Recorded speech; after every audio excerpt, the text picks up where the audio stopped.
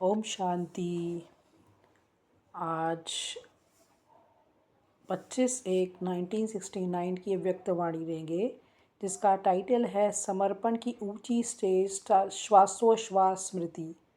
समर्पण की ऊंची स्टेज श्वासोश्वास स्मृति। अव्यक्त स्थिति में स्थित होकर अव्यक्त को व्यक्त में देखो। तो बाबा ने कहा खुद अव्यक्त स्थिति में स्थित होकर अव्यक्त को व्यक्त में देखो।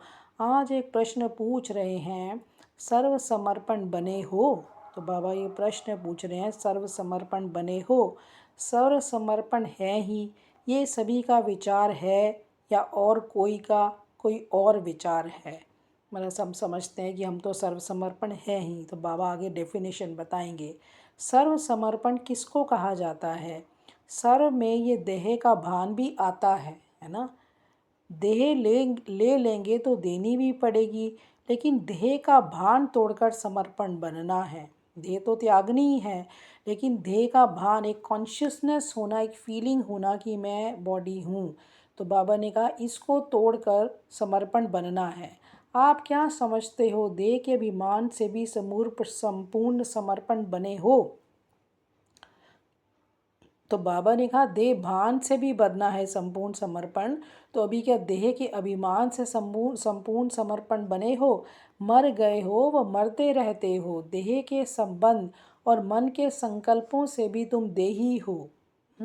यानी जो तुम्हारे देह के संबंध हैं वो भी देही से रिलेटेड होने चाहिए, और जो मन के संकल्प हैं वो भी देही से ही रिलेटेड होने चाहिए। बॉडी का कुछ भी संकल्प ना आए, बॉडी के कुछ भी संबंधी बुद्धि से ना हो। ये देह का अभिमान बिल्कुल ही टूट जाए तब कहा जाए सर्व समर्पणमय जीवन। जो सर्व त्यागी सर्व समर्पण जीवन वाला होगा उनकी ही संपूर्ण अवस्था गाई जाएगी। जो पूरी तरह से बाबा को समर्पण होगा और पूरा त्यागी होगा, उसी की संपूर्ण अवस्था गाई जाएगी। और जब संपूर्ण बन जाएंगे तो साथ जाएंगे। आपने शुरू में संकल्प किया था ना कि बाबा जाएंगे तो हम भी साथ जाएंगे, फिर ऐसा क्यों नहीं किया? पूछ रहे हैं बाबा बच्चों से। ये भी एक स्नेह है, और संग तोड़ एक संग जोड़ने की ये चेन है। तो जो अंत समय की निशानी है कि सबसे तोड़ दिया और एक संग जोड़ लिया। जब कहा था तो क्यों नहीं शरीर छोड़ा? जब तुम सब ने कहा था तो अपना शरीर क्यों नहीं छोड़ा? तो बाबा टेस्टिंग ले रहे हैं एक तरह से बच्चों की। छोड़ सकते हो? पूछ रहे हैं क्या हो सकता है ऐसे कि एक जिना जाए और दूसरे को उसे स्नेह हो तो वो भी इंस्टेंटली शरीर छोड़ दे? ऐसे तो नहीं हो सकता। सबका आने और जाने का समय है सृष्टि से। तो बाबा ने कहा अभी छूट भी नहीं सकता है ना, इट्स नॉट पॉसिबल कि छूट जाए, क्योंकि जब तक हिसाब किताब है अपने शरीर से तब तक छूट नहीं सकता। जब तक इस शरीर से हिसाब किताब है तो आप इस शरीर को छोड़ नहीं सकते। योग से या भोग से हिसाब किताब तो चुकतू ज़रूर करना पड़ता है। कोई भी कड़ा हिसाब किताब रहा हुआ है तो ये शरीर रहेगा, छूट नहीं सकता। वैसे तो समर्पण हो ही, लेकिन अब समर्पण की स्टेज ऊंची हो गई है। बुद्धि से समर्पण तो हो ही, लेकिन बाबा ने कहा अब जो है समर्पण की स्टेज ऊंची हो गई है।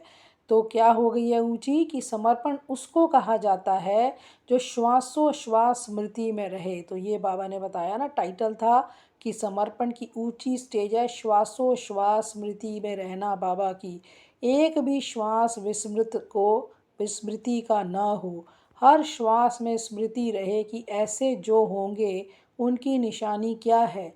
जो श्वासोश्वास बाबा की याद में होंगे, बाबा कहते हैं उनकी निशानी क्या है, उनके चेहरे पर क्या नज़र आएगा। जो बाबा से कनेक्टेड होगा उसके चेहरे से क्या नज़र आएगा? क्या उनके मुख पर होगा? मालूम है, हर्षित मुख। उनके मुख पर क्या होगा? हर्षित मुख होंगे। हर्षित मुक्ता के सिवाय और भी कुछ होगा, और कुछ होगा उसके अलावा? तो जो जितना सहनशील होगा उनमें उतनी शक्ति बढ़ेगी। जो श्वासोश्वास स्मृति में रहता होगा उसमें सहनशीलता का गुण ज़रूर होगा, क्योंकि जब बाबा से कनेक्टेड होगा तो उसकी सर्व शक्तियाँ तो आ ही रही होंगी, तो सहनशील भी होगा। और सहनशील होने के कारण एक तो हर्षित और शक्ति दिखाई देगी, क्योंकि सहनशील होगा तो खुश मिजाज भी होगा और शक्ति भी दिखाई देगी। उनके चेहरे पर निर्बलता नहीं होगी, ये जो कभी कभी मुख से निकलता है ना, कैसे करें, क्या होगा, ये शब्द निर्बलता के हैं जो नहीं निकलने चाहिए। जब मन में आता है तो मुख पर आता है ना, मन में थॉट आता है कि कैसे होगा, क्या करें, तो तभी मुख पे आता है, परंतु मन में नहीं आना चाहिए। मन मनाभव मद्या जी भव, तो मन को तो बाप में लगाना है, मन में भी संकल्प नहीं आना चाहिए। मन मनाभव का अर्थ बहुत गूढ़े है, बहुत गहरा अर्थ है मन मनाभव का। हम तो बोलते हैं ना, खुद को आत्मा समझ के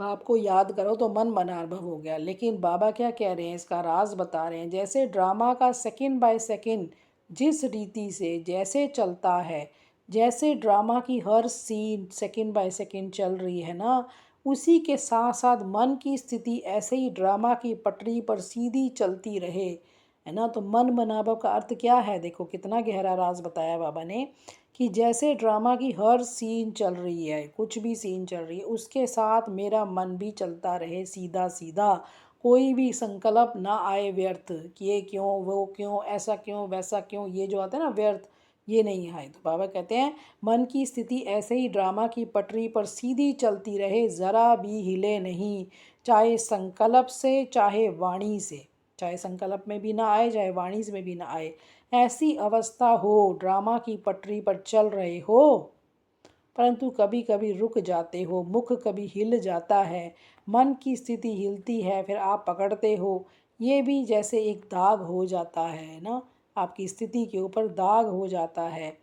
अच्छा, फिर भी एक बात अब तक भी कुछ वाणी तक आई है, बाबा ने कहा अब तक कोई बात वाणी तक आई है, कौन सी बात, है ना। बाबा ने बोला कि कुछ वाणी तक आई है, प्रैक्टिकल में नहीं आई है, अभी वाणी तक आई है लेकिन प्रैक्टिकल में नहीं आई है। कौन सी बात वाणी तक आई है, प्रैक्टिकल नहीं, यही ड्रामा की ढाल जो सुनाई। लेकिन और बात भी बता रहे हैं, वह ये है, जैसे अब समय नज़दीक है, वैसे समय के अनुसार जो अंतर्मुखता की अवस्था, वाणी से परे अंतर्मुख होकर कर्मणा में अव्यक्त स्थिति में रहकर धारण करने की अवस्था दिखाई देनी चाहिए, वह कुछ अभी कम है। तो बाबा ने कहा कि अब अंतिम समय के हिसाब से आपकी जो स्थिति है वो कैसी होनी चाहिए, अंतर्मुखता की अवस्था होनी चाहिए, यानी देही अभिमानी स्थिति, वाणी से परे की स्थिति, अंतर्मुख होकर कर्मणा में अव्यक्त स्थिति, कर्मणा करते हुए भी फरिश्तेपन की स्थिति हो, इसको धारण करने की आवश्यकता है अब, है ना। और बाबा ने कहा यह भी कम है, कारोबार भी चले और ये स्थिति भी रहे, काम भी सारे करने हैं और ये अव्यक्त स्थिति भी साथ साथ रहे, ये दोनों ही इकट्ठा एक समान रहे, अभी इसमें कमी है। अब साकार तो अव्यक्त स्थिति स्वरूप में स्थित है, अब साकार जो ब्रह्मा बाबा थे वो तो अव्यक्त बन गए, लेकिन आप बच्चे भी अव्यक्त स्थिति में स्थित होंगे तो अव्यक्त मुलाकात का अलौकिक अनुभव कर सकते हो। तो आप भी अगर व्यक्त स्थिति में होंगे तो बाबा से अच्छे से अनुभव कर सकेंगे। एक मुख्य बात और भी है, वर्तमान समय ध्यान पर देते हैं, जो तुम्हारे में होनी चाहिए वह कौन सी, कोई को आता है जो मुख्य साकार रूप में भी कहते थे अमृत वेला उठना, तो अमृत वेला का वायुमंडल ऐसा ही रहेगा। साकार में अमृत वेले बच्चों से दूर होते भी मुलाकात करते थे, साकार में दूर होते भी बाप बच्चों से मुलाकात करते थे, लेकिन अभी जब अमृत वेले चक्र लगाने बाबा आते हैं तो वे वायुमंडल देखा नहीं है, क्यों, थक गए ना। जैसे बाबा ने कहा जिस स्थिति में पहले करते थे जब साकार बाबा था, तो जिस स्थिति में तुम अमृत वेला करते थे अब उस तरह से अमृत वेला नहीं करते हो, तो बाबा ने बोला थक गए हो क्या। इस अमृत वेले के अलौकिक अनुभव में थकावट दूर हो जाती है, परंतु ये कमी देखने में आती है। ये बाप दादा की शुभ इच्छा है कि जल्दी से जल्दी इस अव्यक्त स्थिति का हर एक बच्चा अनुभव करे। तो बाबा की इच्छा है कि हर बच्चा जल्दी से जल्दी अव्यक्त स्थिति में आ जाए। वैसे तो आप जब साकार से साकार रीति से मिलते हो थे, जब साकार से साकार रीति से मिलते थे तो आपकी आकारी स्थिति बन जाती थी, आप भी फरिश्ता बन जाते थे। अब जितना जितना अव्यक्त आकारी स्थिति में स्थित होंगे, है ना, उतना ही अलौकिक अनुभव करेंगे। तो जितना जितना आत्मिक स्थिति में रहेंगे उतना अपने आप को अलौकिक अनुभव करेंगे, उतना आपके अंदर डिविनिटी आएगी। तो ये थी आज की अव्यक्त मुरली 25 तारीख की, 25 जनवरी 1969 की। ये भी बहुत छोटी मुरली थी। ओम शांति।